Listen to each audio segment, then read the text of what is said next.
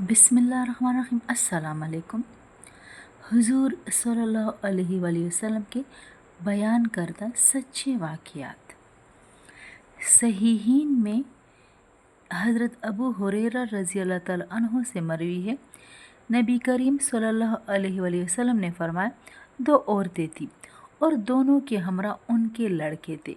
भेड़िया आया और उनमें से एक लड़का उठा कर ले गया।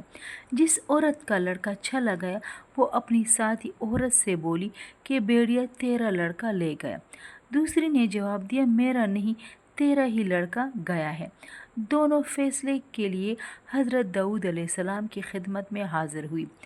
आप अलैहिस्सलाम ने बड़ी के हक़ में फ़ैसला सादर फरमाया, यानी जिसका बच्चा भेड़िया ले गया था। उसके बाद वो दोनों हज़रत सुलेमान अलैहिस्सलाम की खिदमत में हाजिर हुई।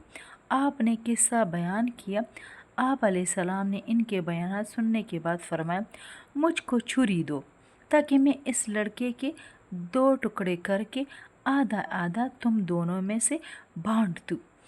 ये सुनकर छोटी औरत जिसका वो बच्चा था वो बोली, खुदारा आप पर अल्लाह रहमत नाजिल करे, ऐसा ना कीजिए, ये बच्चा मेरा नहीं है, इसी का है। लड़के की माँ का ये बयान सुनकर आपने उस औरत के हक़ में फ़ैसला फरमा दिया।